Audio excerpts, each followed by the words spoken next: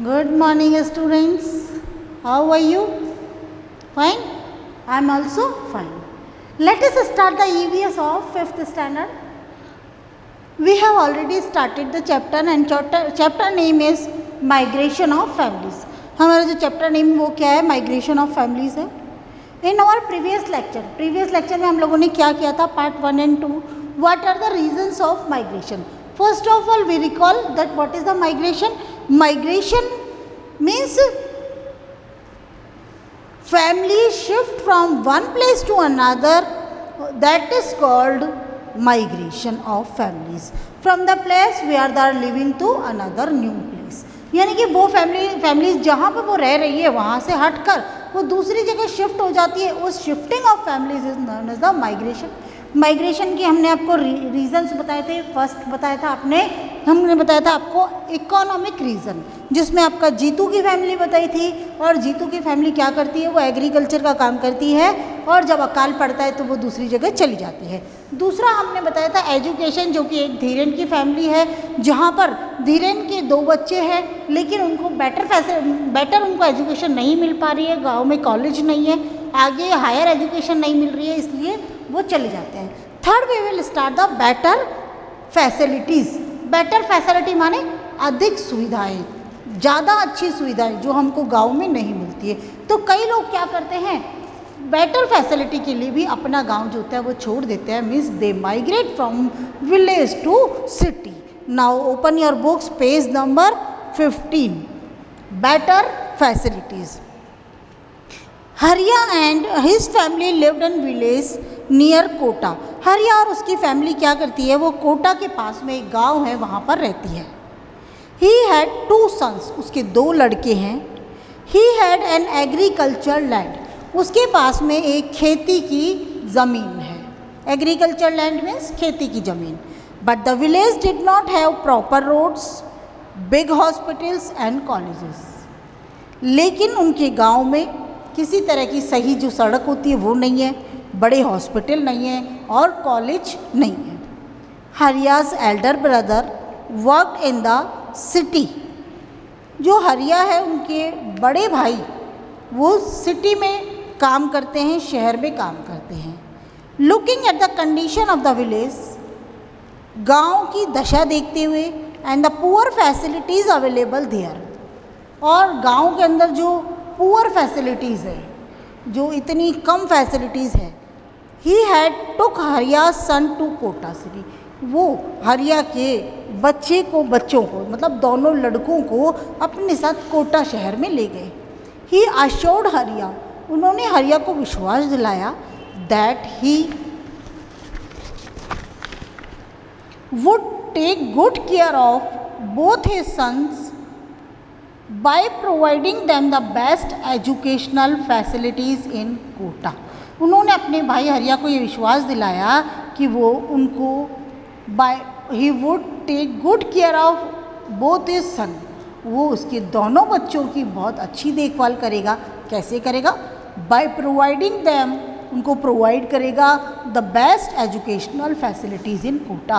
कोटा में शिक्षा की सबसे अच्छी से अच्छी जो सुविधाएं हुई, सबसे अच्छी, बेस्ट माने सबसे अच्छी जो सुविधाएं हैं शिक्षा से संबंधित, वो उसको देगा.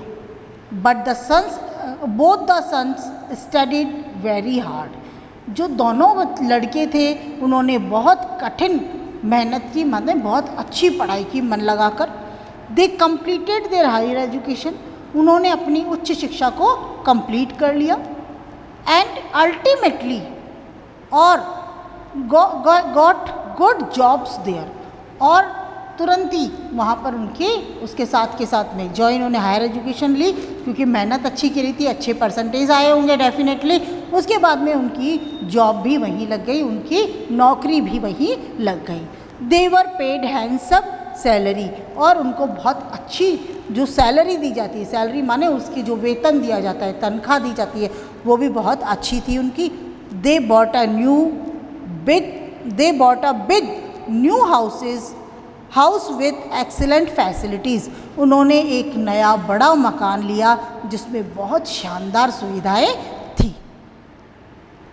City life has excellent facilities for transport, communication, trade and health. जो सिटी की लाइफ है उसके अंदर जो शहरी जीवन है वहाँ पर बहुत अच्छी फैसिलिटी है किसकी, ट्रांसपोर्ट की। आपको यहाँ से कहीं भी जाना है तुरंत आपके पास में साधन अवेलेबल है। कम्युनिकेशन, बातचीत करनी है, ईमेल भी है तो सारा, फ़ोन भी है, आप व्हाट्सअप भी कर सकते हैं, तो कम्युनिकेशन की भी बहुत अच्छी फैसिलिटीज़ है। ट्रेड एंड हेल्थ, ट्रेड माने व्यापार, बिजनेस अगर आप करना चाहें तो उसके लिए भी बहुत अच्छी फैसिलिटी है। हेल्थ की भी फैसिलिटी बहुत अच्छी है, जहाँ आपको ज़रूरत हो तुरंत आप दिखा दो, ठीक है। योगा क्लासेस है, जिम क्लासेस है, इसके अलावा हॉस्पिटल्स है, डॉक्टर्स है अवेलेबल, तो एवरीथिंग इज़ अवेलेबल। माने कि क्या हो गया कि city life has excellent facilities for transport, transport के लिए है, कम्युनिकेशन के लिए है, ट्रेड एंड हेल्थ, व्यापार और आपके स्वास्थ्य के लिए। But the parents missed their parental village, और सॉरी एक अपने लाइन जो है ना 1 2 3 4 5th लाइन हमारी छूट गई। They bought a big new house with excellent facilities, उन्होंने अपना एक बड़ा मकान खरीद लिया जिसके अंदर बहुत शानदार सुविधाएं हैं। They call their parents to settle in Kota forever, और उन्होंने अपने माता पिता को कोटा में हमेशा के लिए सेटल होने के लिए बुला लिया कि वो हमेशा अब यहीं रहेंगे उनके साथ कोटा में। City life as excellent facility for transport, communication, trade and health. जो सिटी लाइफ है वो एक्सेलेंट उसमें फैसिलिटी है, बहुत अच्छी वाली फैसिलिटीज़ है ट्रांसपोर्ट, कम्युनिकेशन, ट्रेड और हेल्थ के लिए। But the parents missed their parental village, लेकिन उनके जो पेरेंट्स हैं वो अपने जो गांव है, उनका पैतृक गांव जहाँ पर वो शुरू से रहते थे उसको बड़ा याद करते हैं, उसको मिस करते हैं। They visit their village on special occasions like marriages and festivals, वो अपने गांव को अंदर जब कभी भी कोई स्पेशल ओकेज़न आता है, कोई त्यौहार आता है, उस दिन वहाँ पर क्या करते हैं, जाते हैं और शादियों में जाते हैं, ठीक है। अब नेक्स्ट आता है आपका रिहैबिलिटेशन। तो आपने इसकी कहानी सुन ली, अब रिहैबिलिटेशन पे आइए।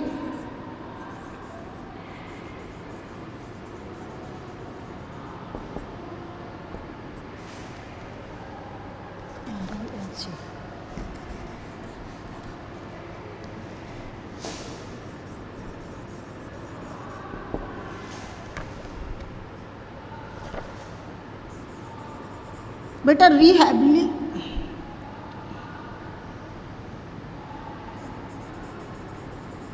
रिहैबिलिटेशन का मतलब क्या होता है, पुनर्वास, वापस बसाना किसी चीज़ को, ठीक है। अब क्या होता है हम उसकी अभी आपके बता देते हैं। पेज नंबर वही 16 है आपका, now 16। There was a town named Galiyakot in Dungarpur district. Dungarpur district में एक का टाउन का मतलब होता है शहर से छोटा होता है लेकिन गांव से बड़ा होता है, उसको हम बोलते हैं कस्बा। तो गलियाकोट नाम का एक कस्बा था। Due to the construction of the Kadana dam on Mahi river in Gujarat, Gujarat में माही नदी के ऊपर कडना डैम मतलब बांध, कडना नाम का एक बांध बनाया है। उसके कंस्ट्रक्शन के कारण this area becomes a low lying area, वो एरिया जो था वो कैसा हो गया, गलियाकोट वाला लो लाइंग एरिया, मतलब नीचे वाला, जहाँ पर ज़मीन में बिल्कुल नीची ज़मीन है, एक ज़मीन है आपकी यहाँ है और दूसरी ज़मीन बिल्कुल नीचे।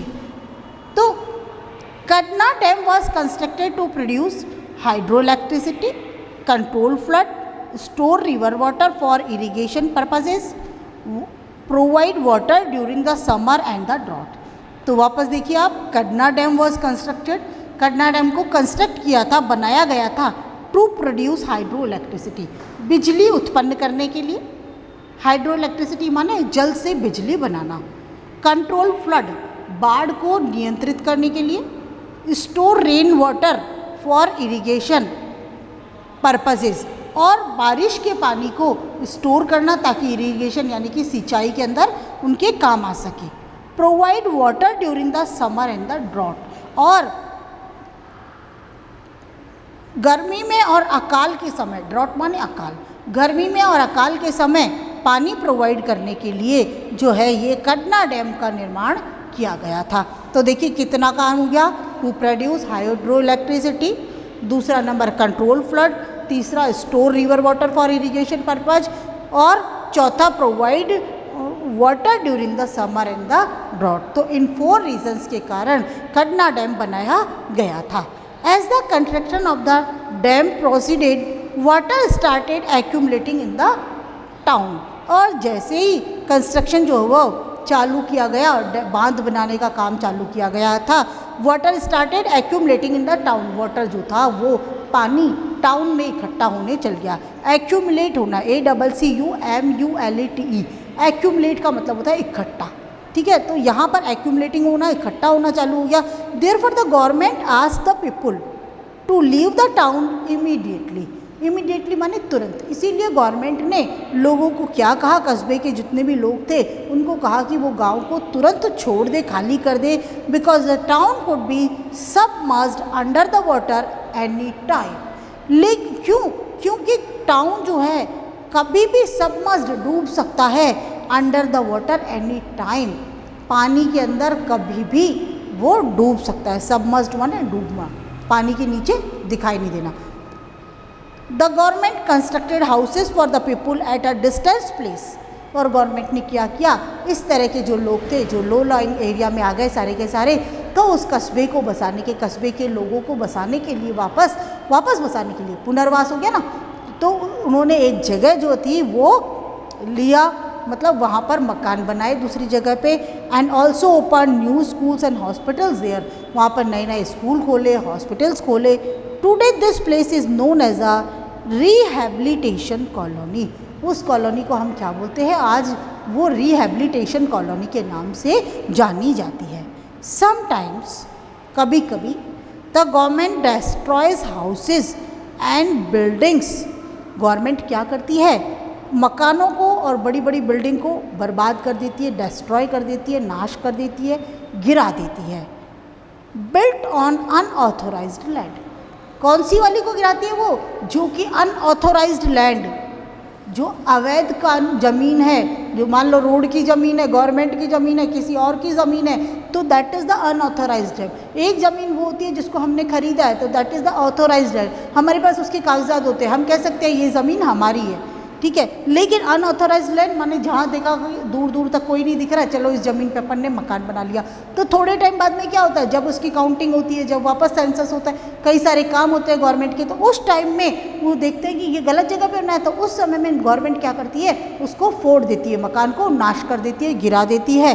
तो अनऑथोराइज्ड लैंड पे काम करने से, दिस इज कॉल्ड डेमोलिशन, और इसको हम बोलते हैं डेमोलिशन। क्या बोलते हैं, डेमोलिशन। डेमोलिशन का मतलब होता है नाश करना, तोड़ना, बर्बाद करना।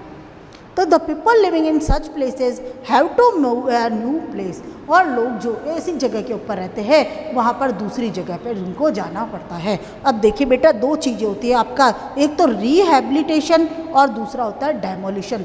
रिहैबिलिटेशन वो होता है जिसके अंदर आपने सही जगह पे मकान बनाया, लेकिन किसी प्राकृतिक कारण से, किसी और रीज़न से वो ज़मीन जो है वो गवर्नमेंट के पास जानी है, आपको गवर्नमेंट को यूज़ करनी है उसको, ठीक है। तो उस कंडीशन में क्या करती है गवर्नमेंट, आपको नए मकान बना के देती है, जितना आपका वहाँ मकान था उसके अकॉर्डिंग आपको देती है, फैसिलिटी देती है।